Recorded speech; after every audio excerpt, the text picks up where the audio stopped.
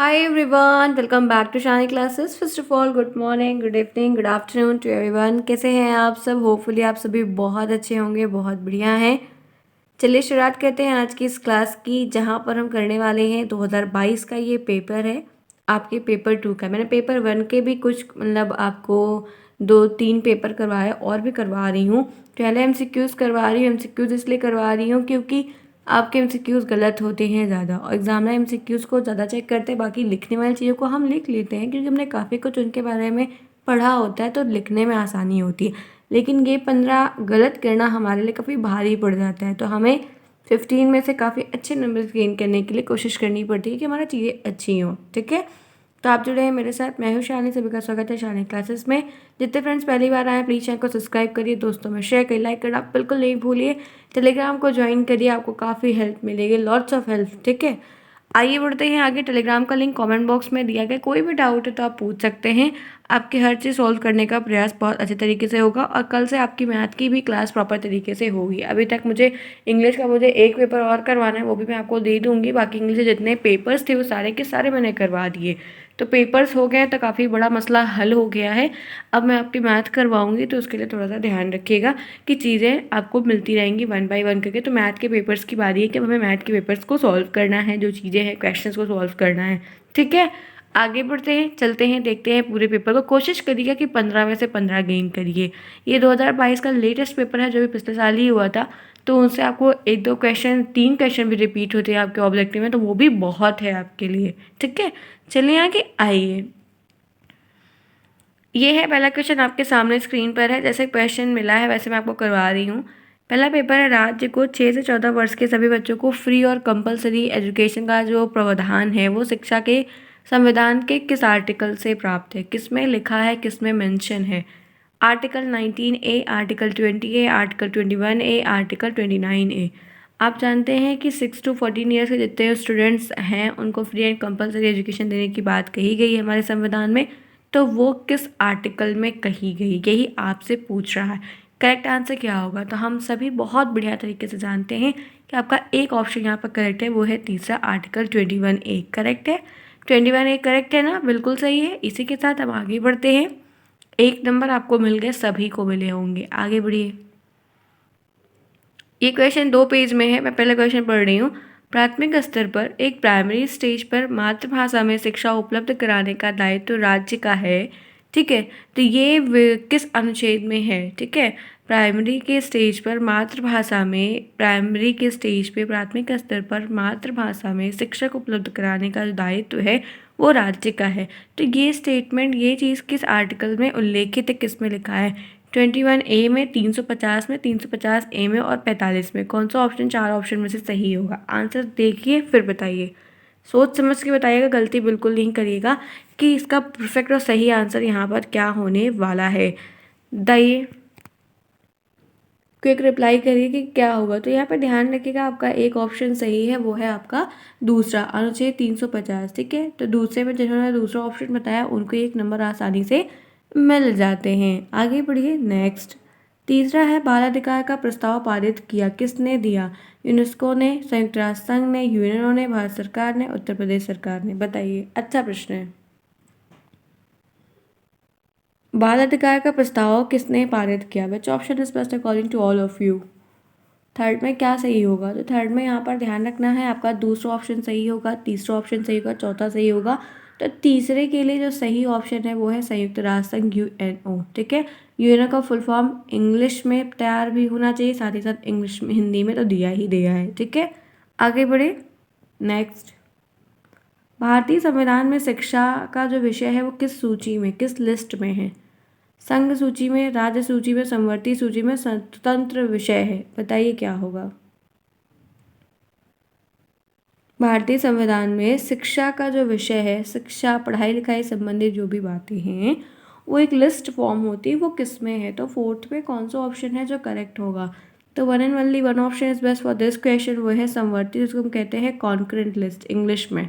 तो फोर्थ में तीसरा, जिन्होंने बताया, जिन भाई बहनों ने बताया है उनका सभी का सही है। इसी के साथ नेक्स्ट आइए, फिफ्थ देखिए यहाँ पर क्या है। फिफ्थ हो गया, अरे फिफ्थ गायब है।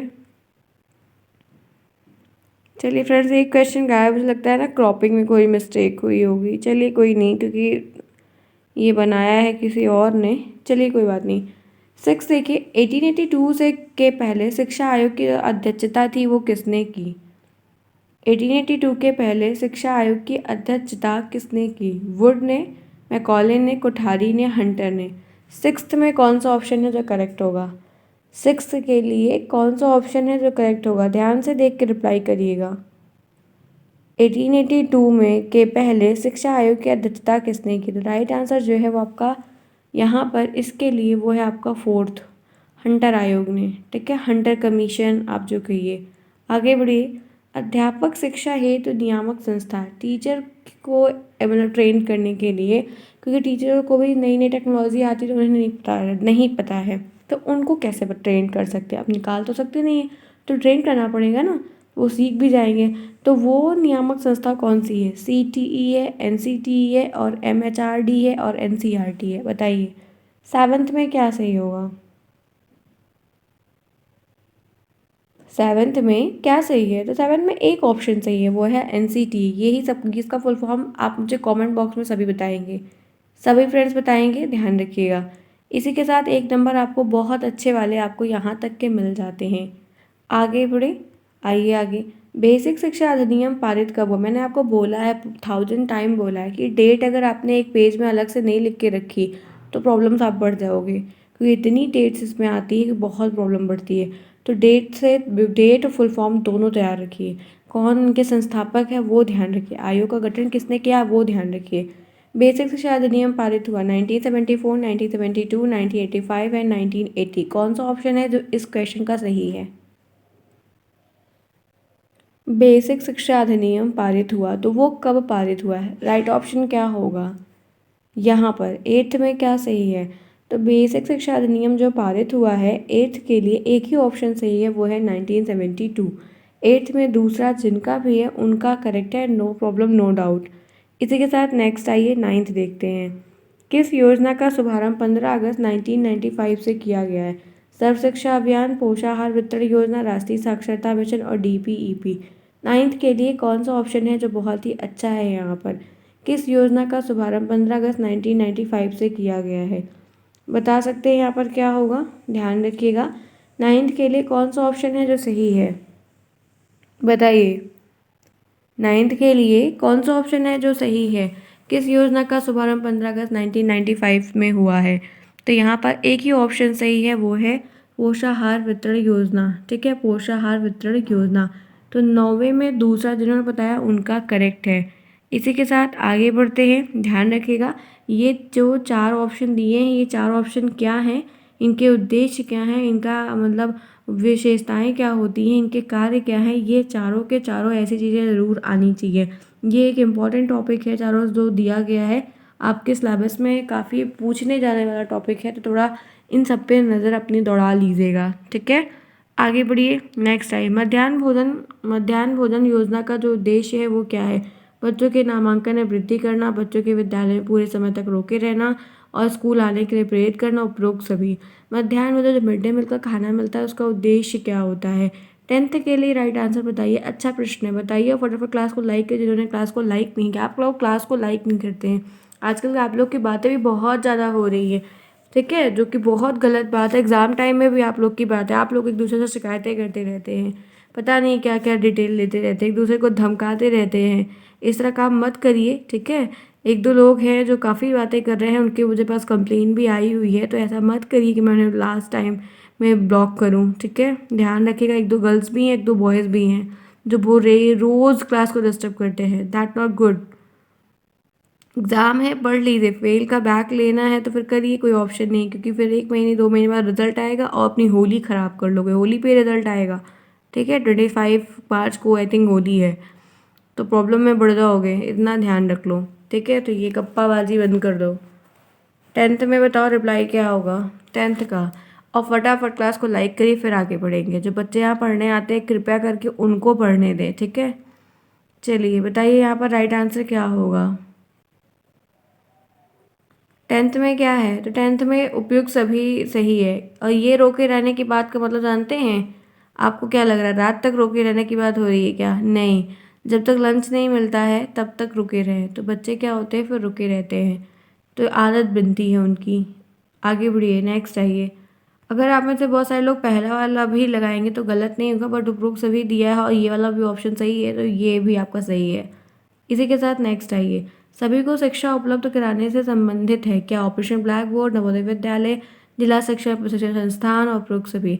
सभी को, ऑल के लिए एजुकेशन दिलाने के लिए, उपलब्ध कराने के लिए संबंधित चीज़ें इसमें क्या हैं? बहुत बढ़िया प्रश्न है। 11th में क्या सही होगा? सभी को शिक्षा देने की बात कही जा रही है, तो यहाँ पर आपको क्या परफेक्ट लगेगा? चलिए बताइए यहाँ पर क्या सही लगेगा। तो यहाँ पर operation black board, Navodaya Vidyalaya, उपरोक्त सभी, तो ये भी ये हर जिलों में होता है। एक क्या होता है, इनका काम क्या है, इनका गठन कब हुआ है, सब आना चाहिए, सबकी डेट आनी चाहिए, इनके अध्यक्ष कौन है, सारी चीज़ें आनी चाहिए। 100% प्रश्न आएगा। नेक्स्ट आइए। कस्तूरबा गांधी विद्यालय योजना का जो क्षेत्र होता है वो कहाँ के एरियाज़ के लिए स्पेशली होता है? शहर के लिए, नगरी के लिए, ग्रामीण के लिए और मेट्रो के लिए। बताइए। कस्तूरबा गांधी विद्यालय योजना का जो एक स्पेसिफाइड लोकलाइज एरिया होता है जहाँ पर इनको मेनली वर्क करना होता है, इनकी मैनिफेस्टो में लिखा होता है, वो चीज़ें किधर के एरियाज़ के लिए डेडिकेटेड है? Which option is best according to all of you? बताइए यहाँ पर क्या सही होगा। एक ही ऑप्शन है सही जो आपको करना होगा, देखना होगा, समझना होगा। तो ये ध्यान रखिएगा कि 12th में आपका तीसरा ऑप्शन सही है, ग्रामीण। ठीक है, 12th में आपका तीसरा ऑप्शन सही है जो कि ग्रामीण है, वो यहाँ पर करेक्ट है। इसी के साथ आगे बढ़ते हैं, देखते हैं 13। BEP क्या है? BEP क्या है? बेसिक शिक्षा परियोजना, जिला प्राथमिक शिक्षा कार्यक्रम, विद्यालय शिक्षा की तैयारी कार्यक्रम, इनमें से कोई नहीं।